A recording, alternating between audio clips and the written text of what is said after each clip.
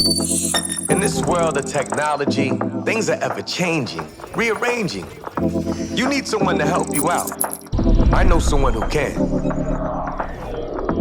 Come and take a journey with me as we go through the land of technology. You'll never be alone. You'll be with Paul Amadeus Lane in the tech zone. Welcome back to the show. Second segment, Paul Amadeus Lane. And if you missed anything in our first segment, you can always catch up and check it out on the podcast, ABC News Radio, KMET. You can download the app. That's the best way. You can always check out things on iHeart, iTunes, all the other Spotify, all the other features as well too. You can always keep up to date. What I wanted to do on this segment was I really wanted to highlight the independent gaming developers out there and some of the great projects that they are working on. I came across one the other day that's working on a project that's taking us old gamers back. Sean, you know what I'm talking about, to the late 80s, early 90s games where they had the pretty nostalgic music, where it was kick, punch, and not melee and crouch and all these other things. And I wanted to share it with you because independent studios, they need our help out there, especially if we are in the gaming community and we're gamers out there. They really need our help out there to help the cause with these great games that they're developing. And my next guest is going to talk about this awesome nostalgic game that he and his team are working on. I'm so excited right now to have with me the creative director of this awesome video game. I am so stoked. We're talking about Richard James Cook joining me. Richard, welcome to the show. How are you, my friend? Hey, I was actually playing Assassin's Creed and enjoying myself and just like, so much to do. But I'm so happy to be here, man. Thank you for inviting me. Hey, great to have you, my friend. Maybe we should meet up and do a mission together. What do you think? Everything be cool? I think so. Let's do it. Hey, but let's talk about this latest project that you were on, and just take us through when you guys decided to do this. How many years in advance did you guys know you guys wanted to do this, or was it something you guys thought about, earlier this year? I mean, with indie stuff especially, it's kind of just one of those spur of the moment things a lot of the time. This project is kind of sort of about 5 years in the making, but it's because we've been working on it like on and off that entire time. Sometimes whenever I was studying at the University of Texas at Austin under Warren Spector, he created like System Shock, or he didn't create System Shock, but he created Deus Ex and helped on System Shock and stuff like that. So I was learning under him, and that was like 2 years after I first had the idea, but I just decided to like pick it back up then for whatever reason and start putting art together and all that stuff. So it's one of those things where it's just like, should we make this game? Should we not make this game? Is it a fun little thing? Are we going to commit ourselves to it? And we did finally make that decision, like 3 years ago, and just like started putting art and stuff together as much as we possibly could, and documentation. But a lot of it, like as far back as 5 years, a lot of it kind of came out of this idea that I wanted to make something a little more for casual players as opposed to really competitive players, because the fighting game scene has kind of sort of gotten really exclusive for a lot of people. And you hear it a lot when you're out on like at conventions and stuff, that people go, I'm not good at fighting games, or, I'm not going to play this because I suck at it or something. And I kind of like wanted to change that narrative a little bit and like bring people back into this kind of time, I guess, whenever it was not really seen as an exclusive, genre or anything like that for people, because games like Mortal Kombat, in a lot of ways, like games like Mortal Kombat were, I wouldn't want to say like broken or anything, but they weren't like super overly balanced for competitive play or anything. They were just fun. And so it just kind of allowed people to come in and mash buttons and, yell at each other on the couch and stuff like that, and just enjoy the experience. So it was about trying to like capture that again in terms of what I was trying to do. And whenever I first had the idea for it, that's like the design direction that we went with, was just to make it as fun as possible. And I know that word gets thrown around a lot, but like it was just the idea that we wanted to make this more for that type of audience than a super competitive like Evo tournament audience or something like that. And Richard, I'm glad that you said that, because the way video games are now, I've been a gamer since I was about 8 years old, and I remember games like this where you just went forward and had fun, had a little combat. And then we got into the storylines, and we got into all this gameplay, which is fine. I like that. But sometimes I like just to go for it, have some fun, talk trash, and not have to think that much. Yeah, exactly. There were a couple games that came out the last 5 years or so, games like Dive Kick, that really go after this idea that Dive Kick only used 2 buttons, and it was like super, super casual. But there is, in a lot of ways too, it's not like we're excluding the competitive community. And that's not like our intention making this game, because I think realistically, all these games have a mechanic. Looks like I went out for a second there. All these games have a mechanic that can be mastered, I guess, if that's the way you want to put it. Like there's ways you can, play this and get good at it, and, play other people who also got good at it. And that comes down to things like timing nuances, which is something that like Dive Kick really focused on. It was, it was about getting the jump on your character. It wasn't about complication of mechanics or anything like that. So again, like we're trying to go after that, but in the traditional like fighter formula, Street Fighter, Mortal Kombat, 4 face buttons, high kick, low kick, stuff like that. And it's just taking those traditional controls, but trying to maintain the kind of casual philosophy that we're going after with the audience we want to play the game. And Rich, what was the most, I guess, challenging aspect of this project? Because we know the way technology is now, that from our homes we can make AAA games if we wanted to, just the way technology is. But to kind of do a retro kind of game like this, did the technology assist with that, or was it kind of difficult just because of the way things are now?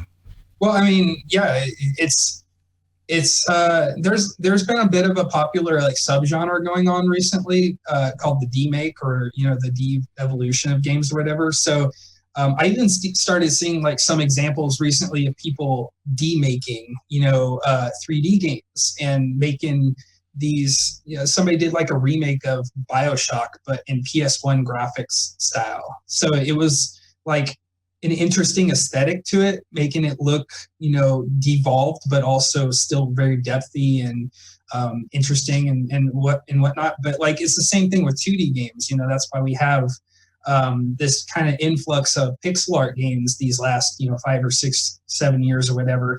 And it's just the aesthetic. Like people like the aesthetic. So, that was, one thing we went after with the digitized actors, which, Mortal Kombat popularized, but a lot of other games like tried to do it, like Way of the Warrior or Kasumi Ninja and or Street Fighter the movie, the game, and didn't really capitalize on it, because I think the thing that made it work for Mortal Kombat, and I'm sorry, I'm like digressing, I'm rambling on here, but like, oh no, I'm enjoying it. The thing that like made it work for Mortal Kombat, in my opinion, was that they made those characters look like they were part of that world. So, they were high contrast. They had really good highlights on their muscles and dark shadows and stuff like that. Like they look like they fit into the environment that they're fighting in, which is something I think a lot of the games that quote unquote ripped it off, didn't really capitalize on. And then by the time, MK3 had come out, that was 1995, I believe. The PlayStation 1 was out, and the whole industry was transitioning to 3D. So all of a sudden, this idea that we're like going after hyperrealism with digitized actors, it's so realistic, like that transition to 3D. And the idea now was to evolve the 3D like medium in practice. So obviously those games like kind of just disappeared, and so there have been a few kind of under the radar examples that happened over the past few years. There's one game called Dong Dong Never Die, and it's just it's the whole idea that we're going after too, and it's actually really cool. It's just a little indie thing that like blew up on the indie forums and fighting game forums and stuff. I don't know if it ever had a commercial release or anything though, but it was just a little like mod project or whatever that somebody did, and it was actually pretty cool. Used digitized actors, and it got a lot of exposure just through the grapevine and being viral and stuff. But other than that, like, I think we're one of the very few examples of people trying to bring this digitized actors thing back, and it has its own challenges to it too. Just back to the green screen stuff with shooting the digitized actors, you have to make sure that you're getting good lighting, that you're shooting with a camera that can go up to 60 frames a second, because motion blur is a nightmare for like keying out green screen stuff. And then on top of that, like the amount of physicality it actually takes to do these moves in over a 10, 12-hour shoot day and keep up with that. And I'm actually the ninja character in the game, in my own game. So, and that wasn't like intentional. That was just because we don't have money right now to like really get actors and cast them properly and stuff. But we needed placeholder assets to build the game around. So I put myself in the game and my friend put myself in. We're the only two characters in the game right now. But I remember that shoot. We shot it in a friend's garage. And I was in full costume, like full ninja costume, in a friend's garage in July in Kansas. And it was like 90 degrees out. And like by the end of that shoot, I was just drenched. And it's just, not something it looks a lot easier from the outside than it is, to what it actually is and what you're doing. So, yeah. No, you're spot on, because I know you and I talked about this before we did the interview, just about it and about just everything that goes on with creating the game, and I had no idea just all the nuances that go into developing a video game, and I don't think many of the consumers do either, because all they look at, I'm gonna play the game and enjoy it. But you guys put blood, sweat, and tears, especially independent studios, projects like yourself. I mean, you guys go above and beyond, because you're not working with a staff of over 100, 300 people, at the studio. It's a small group that you guys are working with. Yeah, it's three of us. Like that's it. And it's two programmers and me. We have one extra artist that helps on and off, who's the other character in the game, but he's also the artist on the game. But other than that, like the programmers do a lot of great work, and have really, like, for a long time when we were just kind of building this up on the idea or the documentation or the art or whatever, that's all it was. It was just art and design and all that stuff. But we actually only got the programmers about 1.5 years ago. And just in that small amount of time, like it was about 8 months of actual development time, they completely just made everything work and functional. And it was just like a dream come true for me, and seeing the game stagnant for so long, trying to get it functional, because I'm not a programmer myself. And, they did wonders. We're co-developing it with a studio called Headless Chicken Games. And they've just been like wonderful, because they're not just there for a paycheck or anything either. They're like, they actually love working on the game. And that's kind of like that's what you want. That's the dream team, I guess, is to have people who actually all enjoy working on the game and aren't just there to like, get by or whatever. But yeah, I mean, it's been a crazy last year, and seeing it all come together, and it's just honestly amazing for me, seeing it come together after all this time. Well, I'm definitely happy for you guys and pulling for you guys, and what I like is the whole gaming experience. You take us down memory lane with the music, the old music. Like, I can get down with that, because I remember, I think it was an old Mr. Do game on ColecoVision, and I can remember the music like it was yesterday. Burger Time, I remember that music. All these things, brings back a lot of memories. So for some of us old time gamers, who've been in the game a long time, and I appreciate getting taken down memory lane with this project, and I think you guys have really hit a home run. Now, once the project is completed, which platforms will it be on? Well, and again, we're in a kind of pretty fortunate situation. Again, the co-developers, Headless Chicken Games, they're already Sony and Microsoft partners, so they already have the dev kits for the stuff. So that gives us a much easier gateway to get on the PS4 and Xbox One. It will obviously be on PC because that's what we're building it on. Like, why not? But PC is not like our main platform. So it will definitely be on PS4, Xbox One. We just started talking with a Nintendo rep as well, and are about to get partnership with them so we can put it on Switch. So it'll be on everything eventually at some point. That is so cool. That's so cool. So how can we support the cause? How can we support this project? Because something tells me that you guys have a little Kickstarter campaign that's good until the 12th of October that we can help out. Is that right? Yeah, absolutely. We do have a Kickstarter running right now. And, we're still grinding along. We've committed, whether it gets funded or not, no matter what happens, we've committed to finishing the game. When it gets done is going to depend on, the outcome of this and where we go forward from here, but we're already working on a bunch of different things. But as of right now, the Kickstarter is still running. We have about 7 days left on it. So if anyone wants to come and contribute to it, it would be greatly appreciated. And you can go to supercombatfighter.com to get that direct link or whatever. And I'm just like, at least, no matter how it goes, like I said, we're going to keep going on because even during the Kickstarter, we've had so many like amazing announcements and stuff.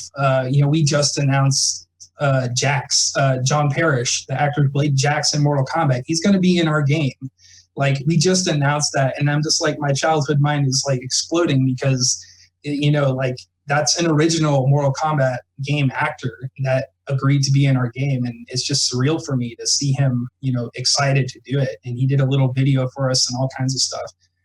So I'm looking forward to meeting him, because he's one of those guys who, like, after the shoot in Mortal Kombat like 25 years ago, and he's still stacked. Like, he's a bodybuilder is what he does, like, on his off time. So he's like even more stacked than he was back when he was playing Jax. So it's just insane and very optimistic to see him still going on like that. We're just ecstatic to have him in our game.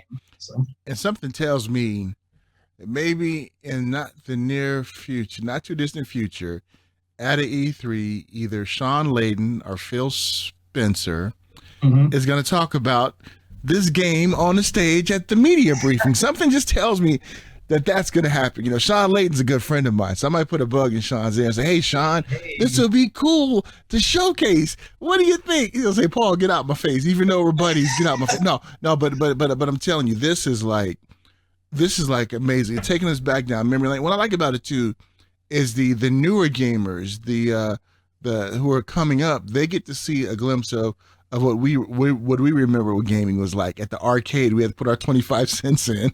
Oh yeah, This. We're hopefully gonna go big with it, and this idea that, like, we want to have an arcade cabinet at one of the shows we show the game at, just for brevity. Just like, I want to play this game on an arcade cabinet for that traditional experience. It was actually kind of funny too, because when we were filming the Kickstarter video, like the campaign video, we were doing this whole like me in the past having the idea for the game in 1993 when I'm playing Mortal Kombat at an arcade or whatever. And we had like gotten an old CRT computer monitor and keyboard and all that stuff to film this sequence where I'm quote unquote programming the game, and all I'm doing is just like banging on the keyboard or whatever. But no, we had plugged the CRT monitor into my laptop to mirror the image from my laptop. And it was like, for a moment there, whenever I saw the game on the CRT old computer monitor screen, it's got like its own like look and style of like super depthy, super, like rich colors and stuff. Very high contrast, and just that little bit of blur that makes it like all blend together and stuff.